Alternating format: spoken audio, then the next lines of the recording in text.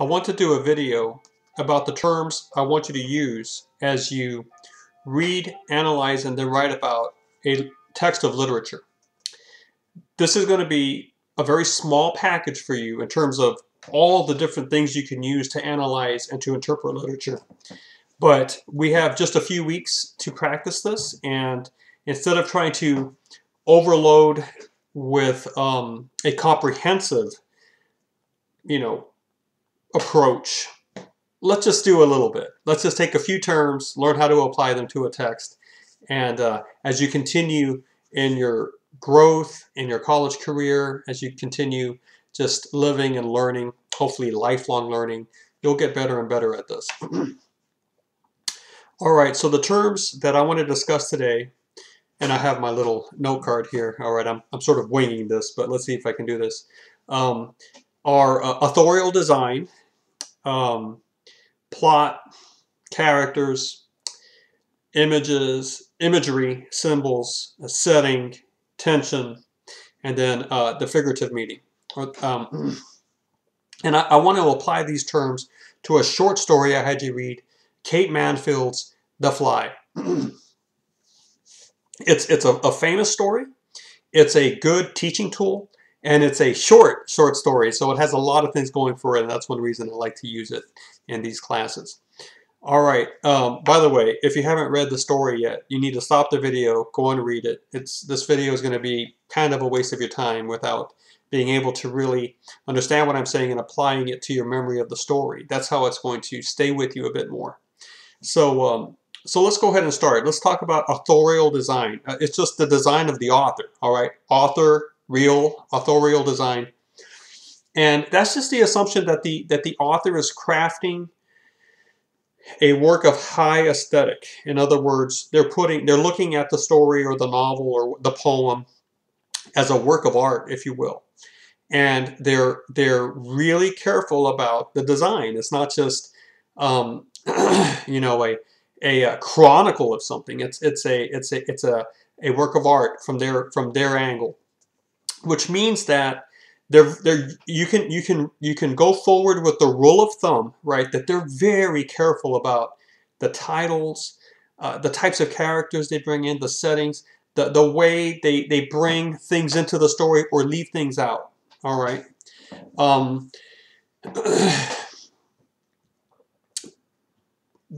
Titles are particularly important. Again, not all the time, but I would say 99 times out of 10, the title is a terrific. Is something that was crafted by the author or was chosen for a purpose. All right. So I had you read the short story The Fly. I mean, why did Mansfield call it The Fly?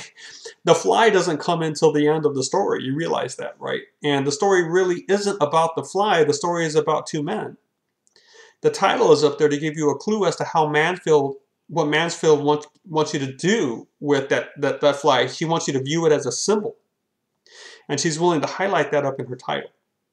So the first character you meet in this short story is an older man, a decrepit man named Woodyfield. His body is broken, if you will. He lives at home with his wife and 2 daughters, and they let him out to go into the city for visits and, I suppose, coffee and walks in the park or whatever once a week. So he's an old, feeble man. And he's contrasted with another older man, a man of age, that is presented to you as a healthy man, right? Physically stronger than Woodyfield, the boss. That's a design from Mansfield. She wants to give one character that type of body, another character that type of body. So a lot of things are going to happen in a literary text that are there for a purpose. Not everything though, because you can go overboard with this, and not everything has meaning. But be on the lookout for the notion that the author is maybe they walk into a storeroom of their mind and they have hundreds of things, tools they can use, colors, events. I'm thinking in terms of artistry, and they just pick a couple for that particular painting, for that particular story. they decide what to pull off the shelf and they decide what to leave on the shelf because they have a design as to what they're presenting and bringing to the table. So, you know, it's just something to keep in mind that you're working with a very well crafted and purposefully crafted artifact, text, story, whatever. Okay, so characters. Let's talk about characters. Well, obviously these are the players of the that have their spaces in this literary narrative.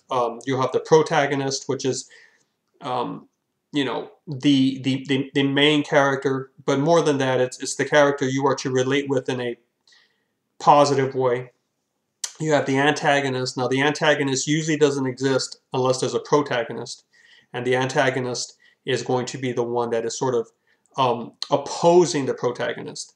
But you don't have to always look for those two things. For example, in Kate Mansfield's The Fly, you know, I'm not sure that either of those two men were, one is a protagonist, one's an antagonist. I think, in fact, they're sort of both protagonists, and the antagonist might be the war that has happened in the background, or the psychological tension that the man feels, the boss, as he realizes that he's lost his son and he's never going to be able to get his son back. But are those strictly characters? You know, the war in the background? I would have to say not really. So let's go ahead and keep characters to the main actors in the story, which usually are going to be humans. Of course, obviously, you can run into the animal realm. Just think Beatrice Potter, but let's move on. I should just say this. When we talk about characters this way, it's possible then to talk about the character of the character. You know what I'm saying? The character is the person, but then the character of that character is the qualities, the habits, the values, etc. that person embraces and demonstrates as they live. But maybe I'm playing with words a little bit there, but that character has two meanings when it comes to literature, right? One is the actual agents in the story, the people in the story. The other is the character of those people, the qualities, the values that they have. That's not necessarily what we mean when we talk about the characters that Mansfield is developing in the two men. All right. Setting is obvious. You know, I shouldn't be spending a lot of time on this, but it's just the place, the time frame, and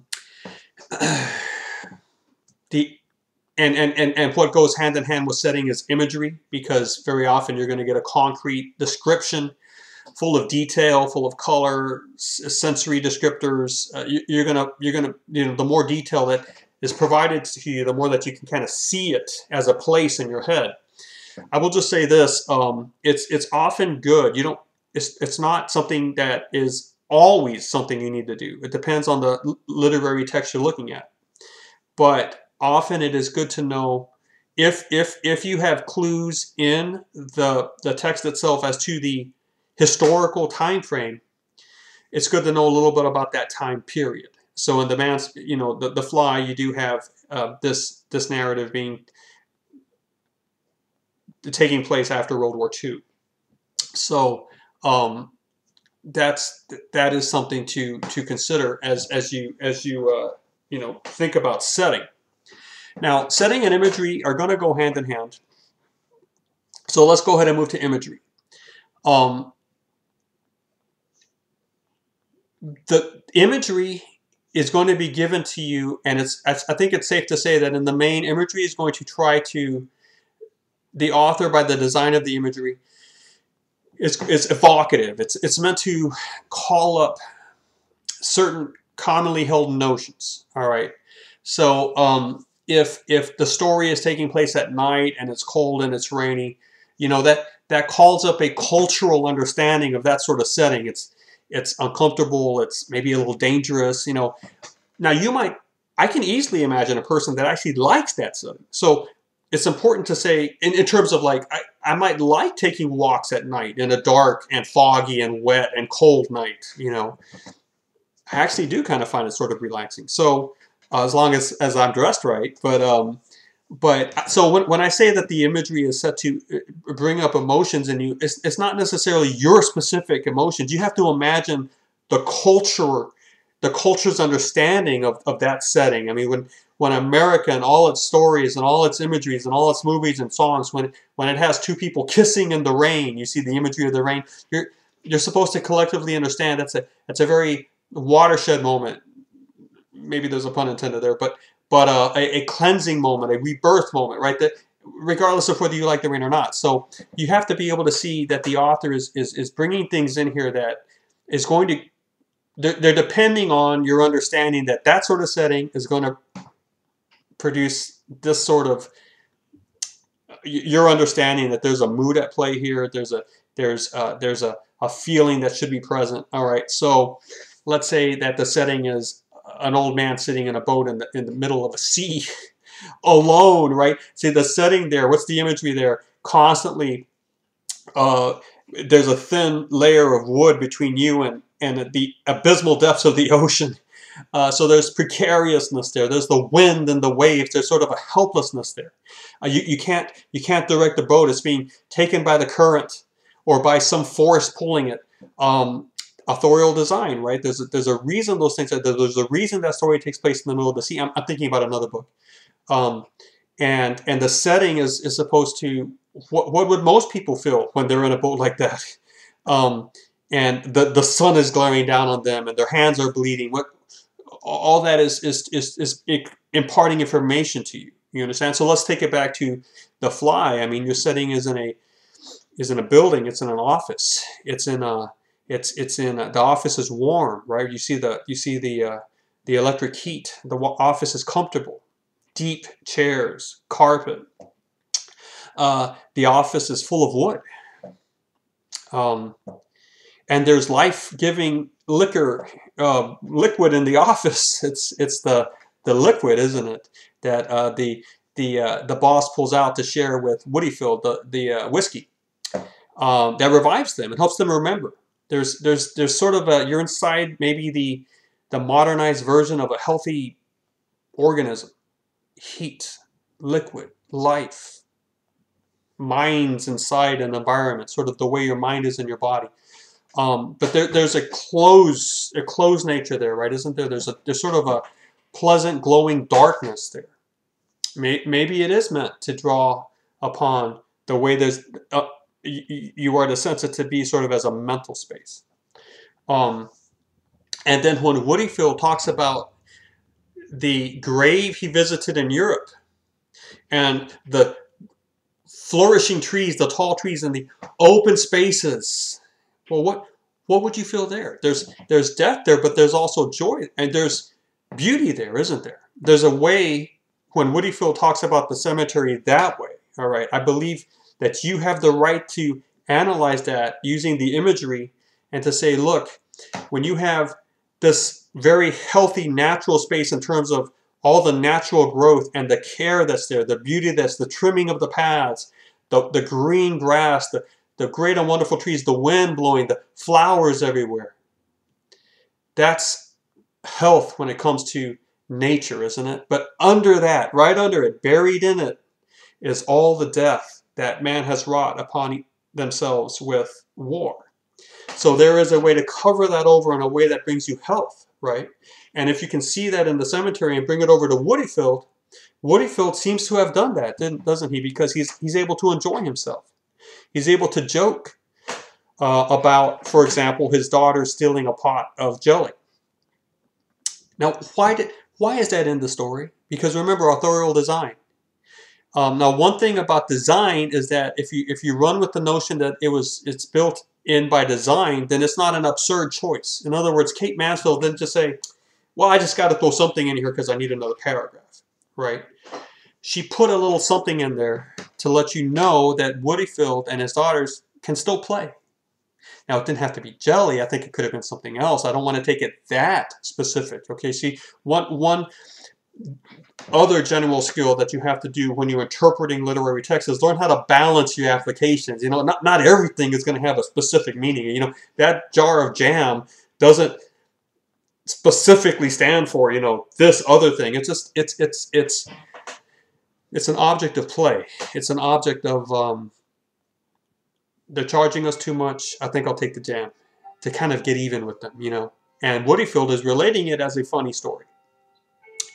It looks like Woodyfield is able to be a healthy person, but you see the boss in his memory of death is actually, although he's physically fit, is mentally incapacitated and almost totally inhibited.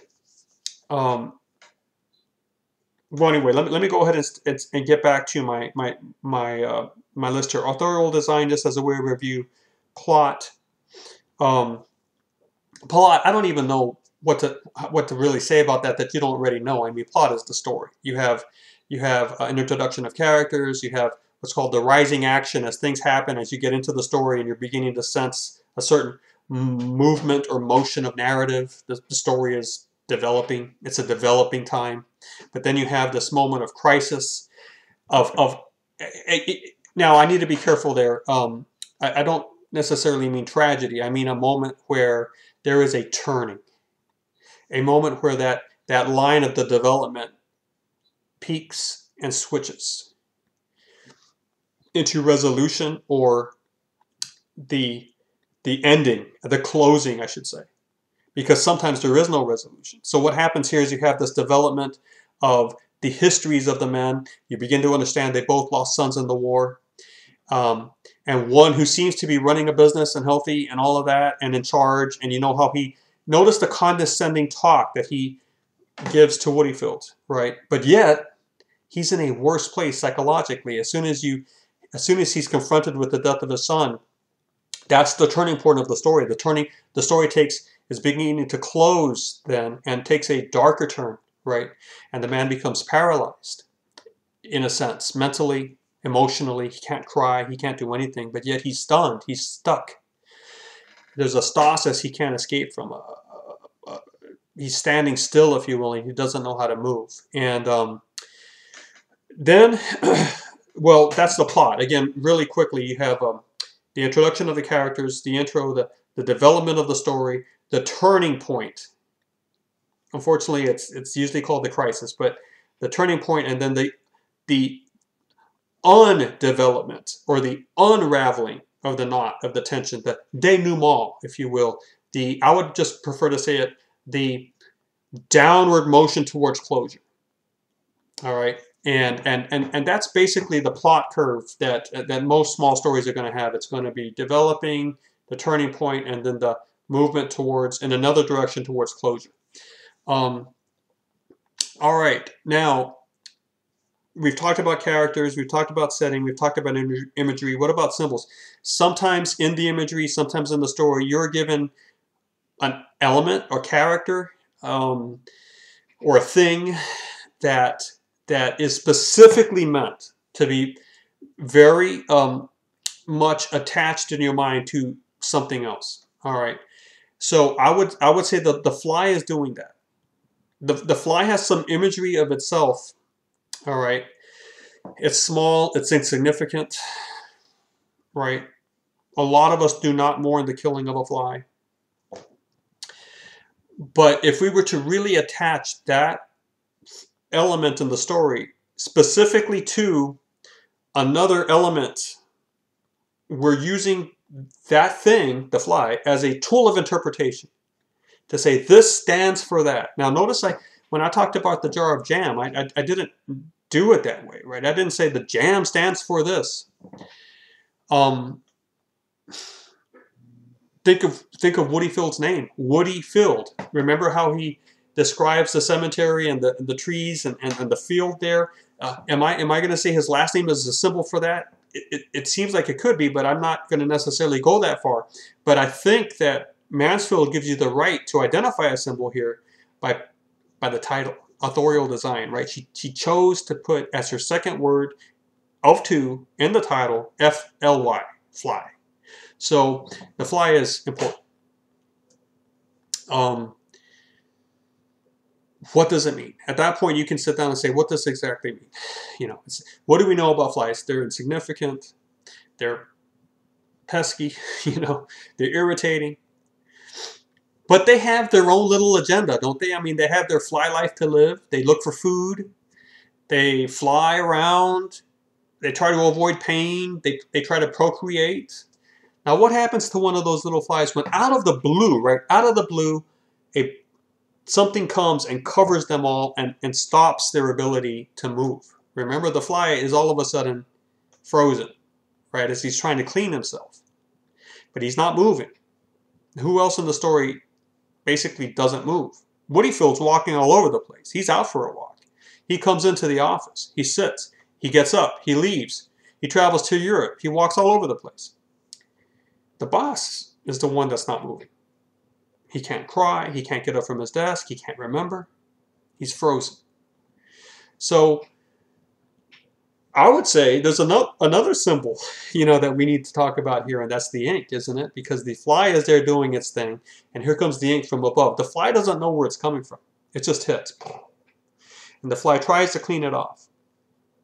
Maybe that's why the boss previously could cry, could have some sort of cleansing and could move on. But then here comes another dot, poof, and another dot, poof. So could those repeated drops be the picture he has of his son? So when he sees the sun, there's another drop of ink falling on the boss. When he receives a visit from Woodyfield and he hears about the cemetery, is there another ink drop falling on the boss? So that ink and the fly dynamic there, I think, is highly symbolic. And that's why I think it's good to talk about, symbols in that way. Now, another word that we need to talk about is tension. Okay, tension is sort of a popular word. It's gotten overused, I think. But anyway, let's just run with a very basic idea of tension. Tension always involves 2 points. Point A and point B. And between the 2 points, there's something that's bridging them. Okay, so I'm going to use this water bottle. I didn't plan on this, but I'll use it. Okay. Now, point A, point B. And what's bridging the two, what's connected to both, right, is the water bottle. Now, when there is just everything nice and an easy connection, right, there is no tension.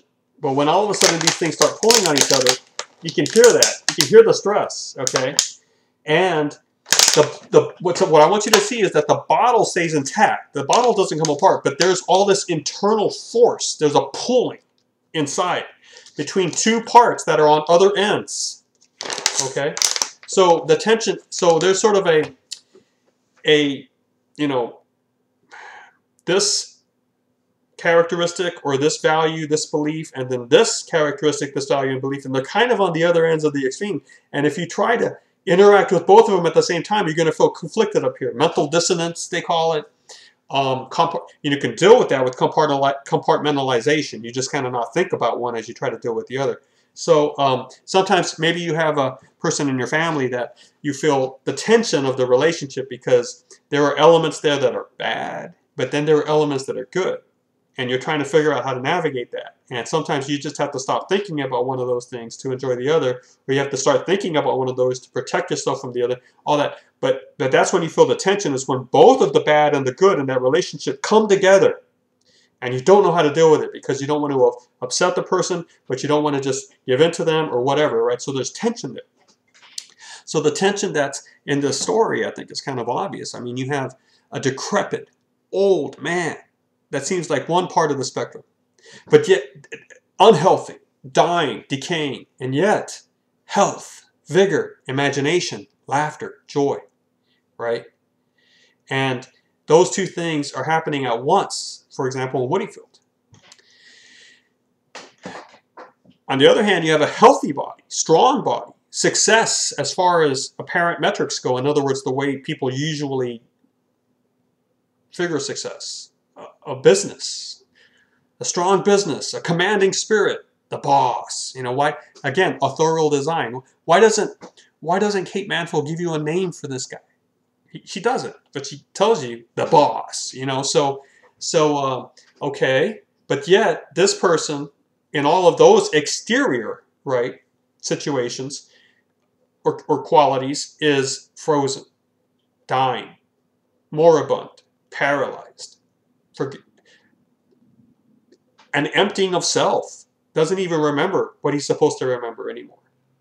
And it's linked up in the same person. You have this tension happen. Okay. One person relieves the tension. The other person does not know how to relieve it. One person is like growing trees, flowers growing in a field, health of the air, the sun, life, children, wife, family. The other person, no family, and trapped as if underground in this cavernous hole and covered in ink and sterile and dying. So, that's where tension comes into play. Of all of these terms, I think tension is probably the trickiest. But once you practice a little bit with it and get the hang of it, it'll serve you well. Now, all of these terms serve as a package of hermeneutics. Now, if you haven't heard that word before, you need to learn it. Hermeneutics. If you know it already, sorry to insult your intelligence, but Hermes, the messenger of the gods, right? The gods from the Greek and the Roman mythologies would often give very cryptic messages to the humans. And it was up to Hermes to deliver those messages and perhaps help the human figure out which way to go here. So when you are talking about hermeneutics, you're simply talking about the art of interpretation. How do you interpret this? And the very fact that you're trying to interpret something means that you get two levels of communication. You get the surface level, I like to call it, which is the story itself, the plot, Woodyfield, the boss, the fly, ink, all of that, right? And then under that you get the real message, like what is Mansfield really trying to do here? What is she trying to say to her audience? Okay, so one is called the vehicle because it carries the other message. That other message is called the tenor. It's the one that is held throughout the whole story. All right, so vehicle is the surface level. Tenor is that core message. The vehicle here is the story about two old men that lost sons in the war. But what is the tenor? What is the main point here? Okay, and that's what you have to kind of figure out. I mean, after you do this, you got to think to yourself, what is she trying to tell me with this short story? What is she trying to tell her audience? Is there a point made here about war?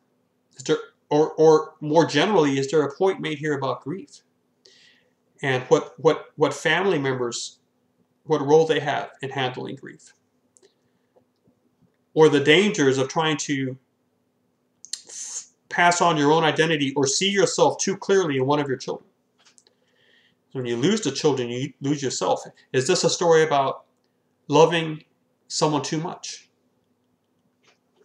And that's what you had to figure out. Now, there's a big arena here for you. I mean, you could do a lot of things here, but stay within that arena of the possible. I think each one of those things I talked to you about is a possible interpretation.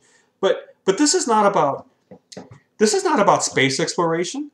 This is not about the Far Eastern economies of Cape Mansfield's time. There's nothing here about that. So don't go wild. Don't do something absurd. It's not about saving the planet from robber barons. No, that's not what it's about. The process of industrialization. It has more to do with two people trying to handle something, and one being able to successfully overcome, the other one being drowned. And what is it they're trying to handle? Loss. What did they lose? That's what it's about. So use that as your interpretation. You don't. That's the licit. Licit means you have permission to do that because the text gives you permission with its symbols, its imageries, its setting, all that. So you can't just have a text of literature say anything you want. That's illicit. You went outside the boundaries. The text does not give you permission to talk about all that other stuff. So think about it.